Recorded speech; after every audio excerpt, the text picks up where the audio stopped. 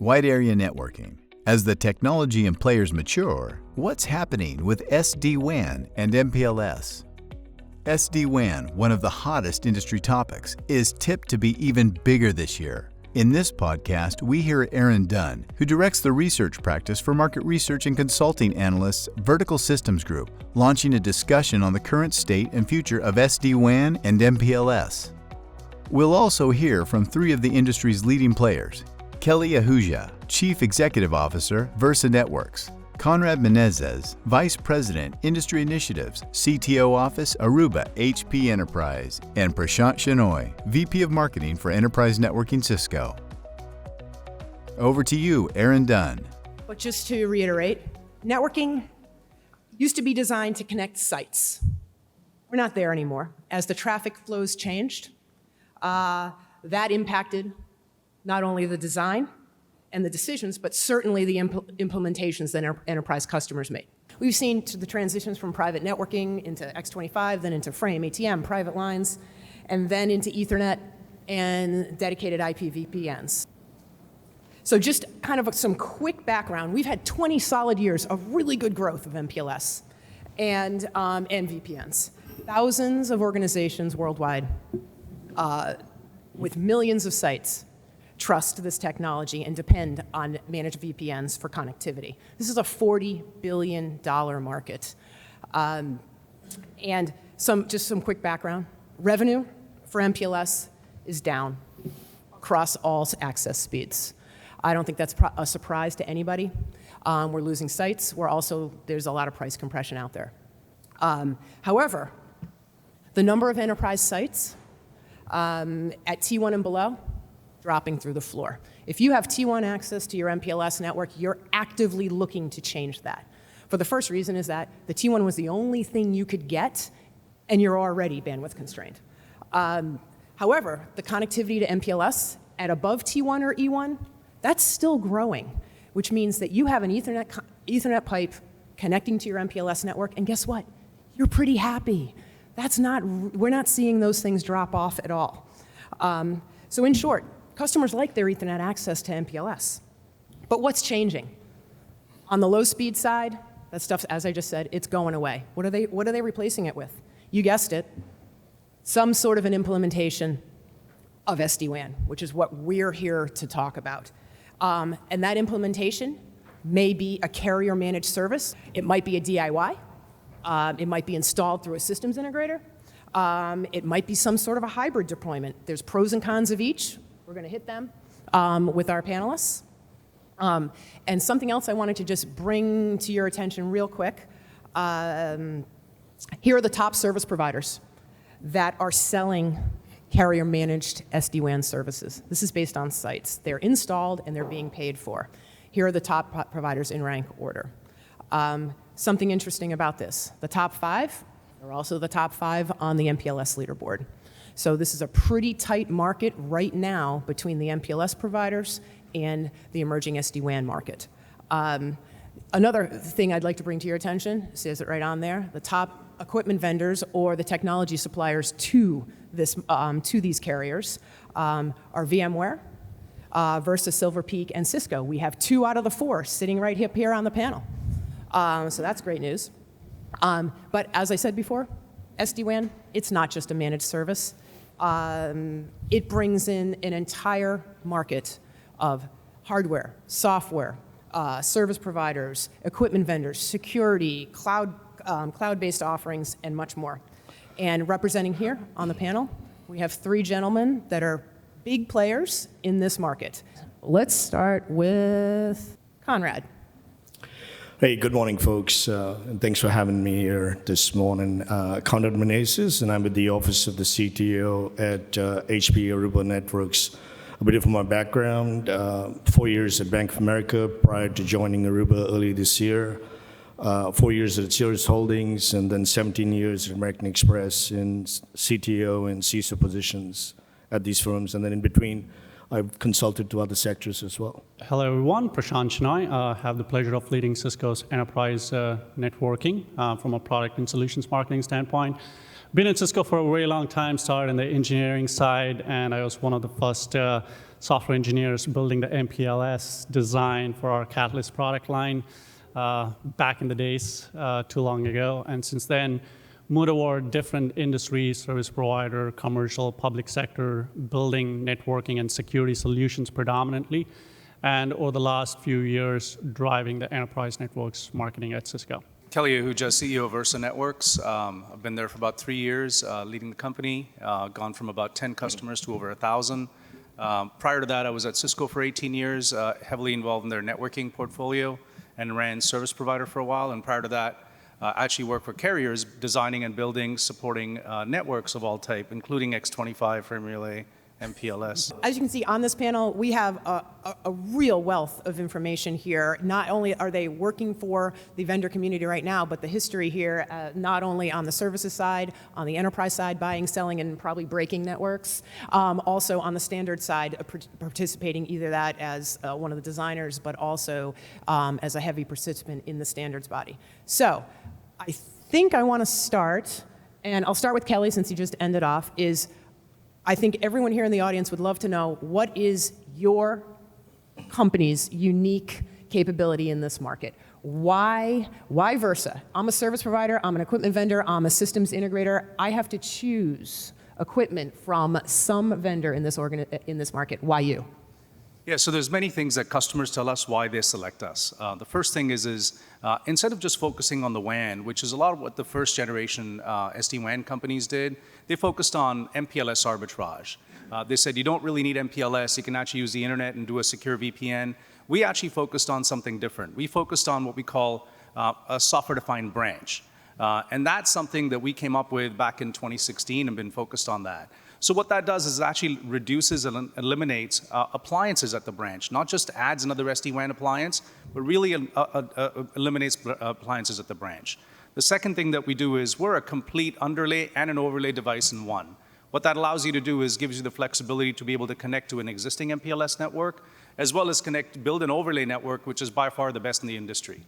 The third one is we provide you full contextual visibility across users or security, network, and applications, all in one single pane of glass. And then you can actually define policies across any of those dimensions. And the last one is because we have, and I know you said not to mention this, but a full security stack integrated, you're actually allowed to do an internet breakout directly anywhere you want to. So that's the part why customers choose us. So in terms of why we're different, that's why we're different. All right, so Cisco, as you know, has been in the space, and we started the company 35 years ago, starting off with routing. So the first thing that customers really look for Cisco is to make sure they can transition from a traditional WAN environment to this software-defined environment. And we provide a really simple, elegant, seamless solution to move from their traditional network to a hybrid WAN, to a fully advanced SD-WAN solution while providing investment protection on their existing infrastructure.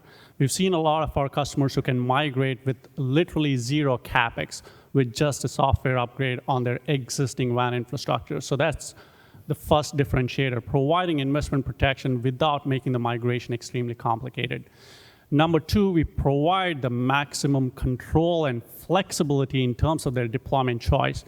They want to go manage service, they can do that. They want to do it yourself, they can do that. They want to work with the channel partners, they can do that, while providing the deployment flexibility to do overlay, underlay, physical, virtual. And whether you want to deploy security services, application services, at the edge, in the cloud, whether it's public or private, we provide that flexibility. So the customers really appreciate the fact, so it's not one size fits all. And the third key thing really is to networking and WAN is really, really complex, but we shouldn't make it complicated for our customers. So we really provide that simplicity at the enterprise scale. We have customers from basically 5 sites to like 15,000 sites that have deployed our solution with a single management console, right? And they've seen benefits ranging from 40 to 3,000% reduction in bandwidth, as well as drastic improvement in application performance for their SaaS application and their data center application. Great, thank you. So somewhat of a new entrant into this market. So interesting to hear what Conrad has to say. Hey, sure, Erin. I think our value proposition is very simple. I think, I tell people we're late to the SD-WAN party, but we're early to the SD branch party, right? If you note that we don't call it SD-WAN, we call it SD branch because we present a unified view of the wireless side of the network, the wired side of the network, and the wide area network. So we bring that into context in a single pane, which is very important when you're dealing with operational aspects of the fabric. I think troubleshooting takes time, and it's very easy to move from the wireless domain to the wired domain to the wider network domain to basically stitch together operational issues as and when they come about. I think that's perhaps the most important value proposition that we find customers gravitating towards. And it's not just customers on the enterprise side, it's also carriers as well. Right, thank you. So before we get into a little bit more about use cases, competition, and DIY versus managed SD-WANs, I did want to say, to keep to the title of our panel here, these guys have been playing in this market for a long time. I made a couple of statements here about the MPLS market. Essentially, here's where we are as far as the revenue goes. Revenue's dropping, high-speed sites sort of stable, low-speed sites going away. I'd like to see, from each of your perspectives, do you agree? Do you disagree? Are you seeing something different within the market? So maybe a quick comment on each of them. You want to start, Kelly? Sure. So we actually see the market evolving very rapidly, but there are two segments of the market. There is going to be a DIY segment of the market, which is enterprises, large enterprises, or companies that want to build their own, manage their own, and operate their own. And essentially, they want to disaggregate the underlay because they want to get the underlay from different providers and build their own network. And we have many customers doing that today. Second is the large, I call it the mass market, where they don't have a lot of IT staff or network teams, or they see this as something that's they've got to do to provide internal connectivity, but they don't have the expertise to do it. For them, a managed service path is the best. And that's kind of the mass market. And the last one is SMB, who don't really care. All they want is internet connectivity, and they want security, and they don't really care. So for us, we don't really mind either model. In fact, we've actually seen a hybrid model emerge, which is on the managed side, which is some of these service providers. We deal with about 100 service providers today globally, and some of them are realizing that their customers want a hybrid model, which is partly managed or co-managed, is what they call it, where they're providing the underlay, the devices, and perhaps doing the monitoring, but the customer's actually doing the policy setting themselves. So that market's continuing. In all of that, MPLS is not something that's going away tomorrow. We're seeing MPLS circuits continually being used. In some cases, customers that had dual MPLS connections in one site are maybe going down to one. But a bank's not going to get rid of MPLS anytime soon, and many other customers won't. Now, in other vertical segments, perhaps maybe a retail, they probably didn't even use MPLS to start with. And if they didn't, they're not going to start using it now because they can get just broadband connectivity much faster and easier. So, and I do agree with you that we are seeing that low end of the market, the T1, E1, actually kind of go away, and that's actually getting subsumed. In fact, we've got banking customers that at ATMs are taking away all wired things, and they're actually just putting LTE SIM cards into those devices that are going to the ATM machines, and just doing wireless on those. I mean, we still track all of those access lines. There's some ATM machines that have 9.6 or multi-drop lines. They're still out there, guys, really. So, Prashanth, I mean, CISCO, you got a big business selling routing and switching, MPLS gear. So what are you seeing quickly with that? I think in the broad base, I do agree with Kelly here in terms of how the MPLS market is transitioning, right? Like, I think the death of MPLS was called a bit too early when SD-WAN came in, and that's not the reality, as Kelly mentioned.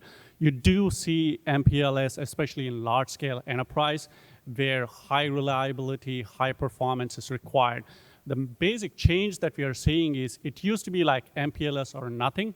Now with emergence of pretty highly reliable broadband connection and with the emergence of 5G and technologies like that, you're seeing MPLS being complemented by these kind of broadband carrier-based functionality. So you'll have more active with MPLS being one of the active links. The second thing that we're seeing is because of this traffic steering and application-specific intelligence that we have in the wide area network, it's being able to effectively utilize your MPLS links for the right applications without having to send every single application traffic to your MPLS link into your data center. So that's where we are seeing it's more of the usage of MPLS, and it's the complementary nature of other transport that helps MPLS being less dependent on than what it was like 5 to 6 years back. Great, thank you. Do you want to comment? Or you want to jump right into some use cases? I That's actually next. absolutely do, right? I have a Okay. customer-centric view because just given my vast background and experience with large enterprise, I think MPLS is dying, right? And I think what's killing it is the cost, because if you look at the access circuits that institutions have traditionally had into the remote sites, it's usually been T1, DS3s. And then if you required more bandwidth, you went with Metro Ethernet. Well, it comes at a cost, right? MPLS over Metro Ethernet isn't cheap. For a 100 meg access circuit with 20 meg port speed, the average cost in the US is around $2,000. Compare that with the broadband circuit that's 100 meg down speed and 20 meg up. That's $200, Yeah, right? So $1,800 difference, little over 21,000 on an annualized basis. And for a site, for an institution that has thousands of sites, if you do the multiplier with 1,000 sites, that's 21 million in savings right there in year one. What I've seen customers do is, relative to the deterministic characteristics that Prashanth mentioned around MPLS, if you just take the US's geography, latencies are pretty deterministic. Internet paths are not taking any different paths. There's a northerly fiber run and a southerly fiber run across the US, and then there's some breakouts in central. So it's not so much about latency. I think what customers do is, since they've got a level of confidence in MPLS, they move in a dual MPLS network, for instance, they move to eliminating the second MPLS circuit, adding broadband, and then a year later, they're moving to dual broadband. Sure, absolutely. Seeing But that said, just to kind of cause some debate, Yes. that's okay. We're not seeing that shift from MPLS to a consumer broadband that you would get at home. A lot of the large enterprises are relying on sort of a dedicated internet access that a service provider will provide, because they do want someone to provide some level of SLAs, because you get what you pay for. And 100 meg, $100 internet access at home is not necessarily what an enterprise is going to rely their primary business on. They may use it for a backup, and by the way, many of them do, as for a backup, but not for the primary connection. Right. Thank you for that. I mean, we have all those market numbers too, but the primary access pipe that we're seeing for those carrier-managed SD-WAN services is DIA, basically a fiber-based internet access pipe over Ethernet to the cloud, and that's nailed up. So anyway, I'm going to come back to Conrad here and shift over to some interesting use cases. I mean, why does an enterprise customer, what's driving this SD-WAN market? Now, we all know the buzzwords, but I want to know some specific use cases that you're seeing from your business. I think it's less about the network, right? It's more about business outcomes, and I think businesses have strategies that then transcend down to what IT does or IS does in the domains they operate in. And I think the allure of cloud, consolidation of data centers, moving of workloads from what would have been private data centers to the public cloud is certainly appealing because of the agility it brings to it, right? IT for the longest time has, I think the business would say, you guys cost too much and take too long. And so when you think about the speed at which you can spin up services in the cloud space is drastically different than what you can do in data centers today. So I think that's a dynamic that's driving. And SD-WAN as an overlay technology allows you the flexibility to do different models. You can do a local breakout. You can do a breakout at a carrier-neutral facility, or what I call as communication hubs. What used to be the older central offices, right? So there's a new terminology over there.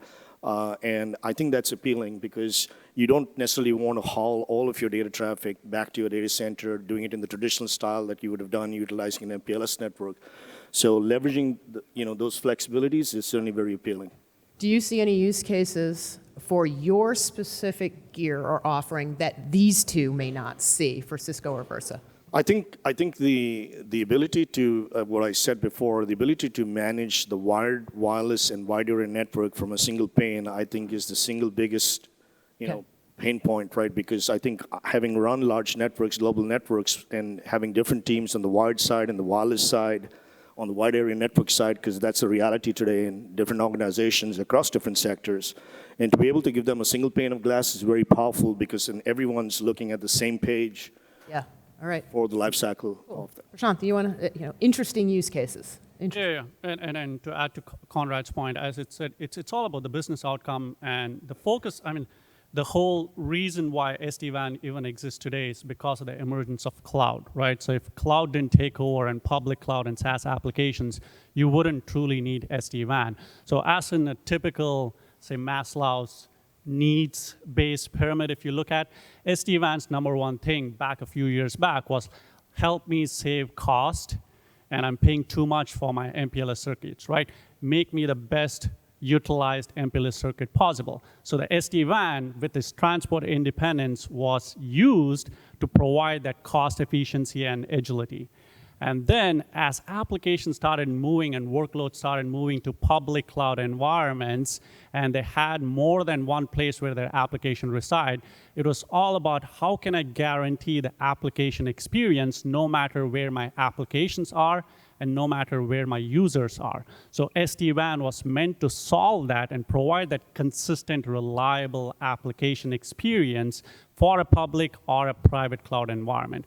And now, and I think Erin asked us not to mention that word, it's all about like, hey, now I have so many SaaS applications. I want direct internet connection to these SaaS applications. How do I guarantee the security policies for these applications and for users? And how do I do it at scale? So it's all about security. And that's why you see so many security vendors coming into the SD-WAN space like Fortinet or Palo Alto or Zscaler, et cetera, right? So it's now all about providing SD-WAN and security as a single stack. So those are the use cases that we see. Cost reduction, obviously, number one. Application experience for your SaaS and private cloud applications. And security, no matter where your users are, no matter where your applications are. Yeah, I would agree. You want to jump? So I don't disagree with either one of the panelists. I think the biggest thing that we see when we talk to customers, why they want SD-WAN, is really about visibility, being able to understand what's going on in the network and being able to have control, and do that control in a programmable or an automated way. So that's fundamentally what we see happening. The one thing they do tell us, which is slightly different than what my colleagues have said up here, is that they actually don't just want disaggregation of underlay and overlay, they want disaggregation of software from hardware. Both of my colleagues are from companies that actually will sell hardware. So even the software defined is supposed to be software only. Most of the industry is actually selling hardware defined solutions. So that's one thing that also differentiates us, which is we're software only, and we'll work on any x86 kind of appliance that we've certified and take that to market. So that's the other use case that the customers are coming in and saying, I want disaggregation of hardware and software. Okay, well, I'm going to go back right to you. Do you see the same thing? A customer is asking you to disaggregate the software from the hardware? Where it absolutely makes sense, we do, right? And that's why I said, when you talked about what are the differentiators, one of the key points that I said was, SD-WAN is not a one-size-fits-all. Sure. You will never find every single SD-WAN customer asking for the same set of requirements, never, right? So it's very, very important to listen clearly to what the customer needs. If they have remote branch offices where they want fully virtualized services, they don't have IT there, they don't have hardware platforms there, absolutely, we can provide an x86-based, fully virtualized security plus WAN services to that branch office, all again managed through a single, simple management console. But I don't think large-scale branch offices with mission-critical applications, with a large number of employees, with a large number of SaaS applications, will only want a fully virtualized service. And that's why we provide that flexibility of choice while having that simplicity of management from a single console, whether you want physical, virtual, whether you want public cloud, private cloud, whether you want it at the branch or the edge. And that's where I think the difference is compared to what Kelly and I. Erin, if I may, I think I just want to jump back to the last question that you had raised right around NFV and x86. I think it really comes down to the maturity of the enterprise IT organization, the maturity of their tool sets, the maturity of their resources, because as Prashanth just mentioned as well, there's no one size fits all. And you really have to think about performance and performance at scale when it comes to software-defined wide area networking. because there's a lot going on over there within that fabric based on the policies that you might have set on a predefined basis, as well as real-time conditions existing across the underlying network, right? So I think sometimes the allure and the promise of NFV is lost with the complexity of day two operations when you're having to deal with vulnerabilities, with patching, with firmware and software upgrades, right? All of those play a key role. So I think customers need to think that over in terms of their own processes and the tools that they have in place before going down one path or another. At this point, Erin Dunne asked if there were any questions from the floor. Derek G. from China, SDN Lab, was the first to respond. So we have a question about the road map for the next generation SD-WAN products.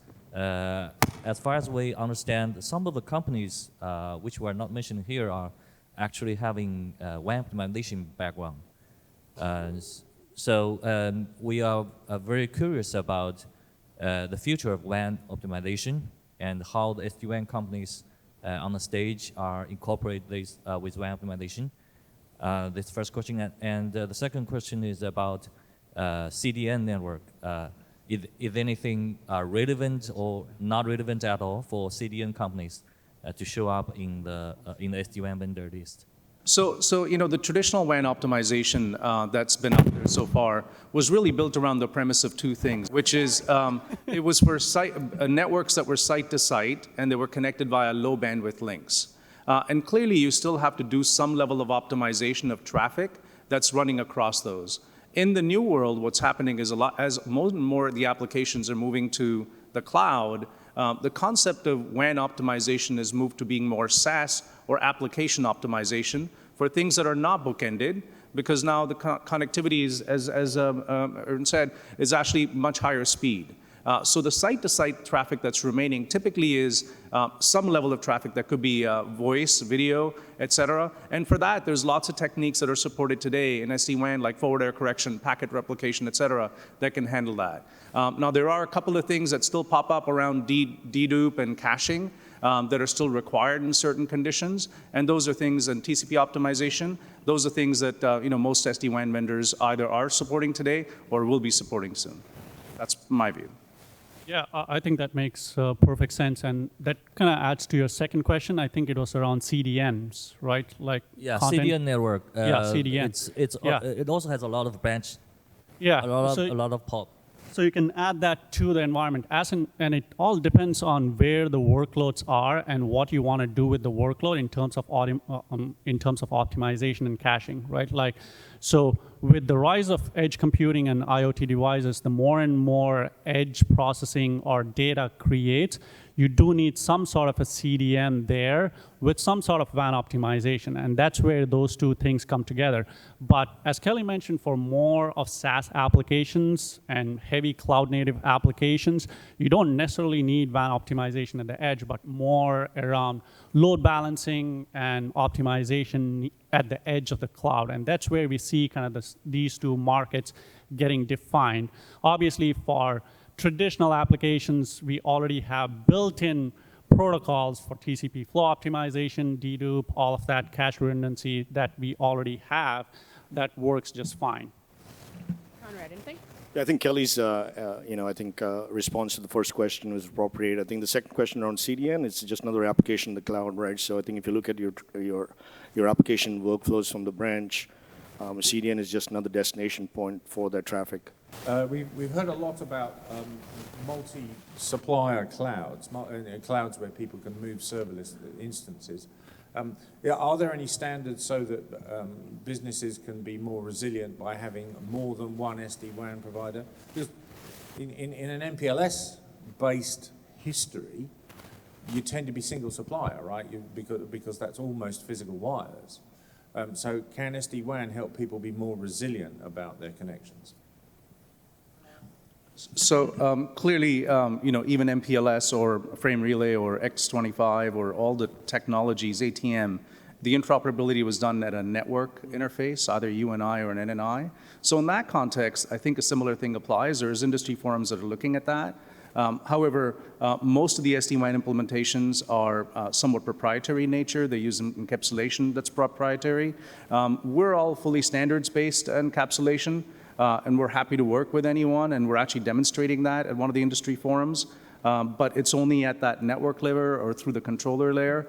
I think that there is a lot of algorithms that get implemented around how you do detection, measuring, switching links. That sort of isn't a closed system between the controllers and the devices.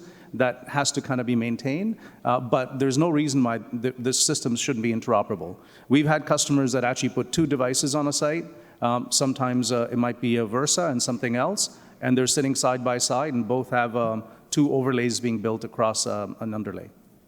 Yeah, I think the differentiation will be definitely in the overlay, right? It's the software stack that differentiates, and that's where figuring out what is the right vendor who can do this automation of policies, doing analytics, doing security becomes more and more crucial. The S part of SD-WAN, the software defined, is what is going to create the differentiation in the market going forward. Anyone? You got everything? Yeah. Okay, so I did want to add a little bit to that the MEF, which is formerly known as the Metro Ethernet Forum, does have that on their roadmap to add some standards around multi-SD-WAN connectivity. Reason is that if you look at, whoops, I'm going to go backwards. If you look at these top-level providers, they don't have anymore just one SD-WAN vendor. All of them have started with one and then moved into multiples. So they're not only an enterprise customer, but they're struggling without a gateway, with packets coming in and coming out. How do they manage that? So this is something that is being addressed. So, hey, Erin, can I add something? Please do. So I'd be remiss if I didn't say it right. I mean, I co-chaired the Open SD-WAN Exchange Working Group. I think the intent was to drive interoperability across vendors. This was going back to 2014, 2015. And so I think we drove to a point where we said we built the architectural framework. We built a services abstraction for different areas, path management, policy, et cetera. I think you'll see something from the MEF coming out soon, to Erin's point, in terms of how can you abstract the services for these different platforms across different vendors, so that carriers then have some sort of a standards representation in terms of how they go about monitoring and managing networks. All right. I guess orchestration will be a conversation for next year at NetEvents, right? At that point, I would like to thank all of the gentlemen here on my panel. Can you give them a big hand? Thank you very much. Thank you, Erin Dunne, Director of Research Services, Vertical Systems Group, and her 3 invited panel members, Kelly Ahuja, Chief Executive Officer, Versa Networks, Conrad Menezes, Vice President, Industry Initiative, CTO Office, Aruba, HP Enterprise, Prashanth Shenoy, VP of Marketing for Enterprise Networking, Cisco. And thank you for listening to this NetEvents podcast. A full transcript is available from www.netevents.org.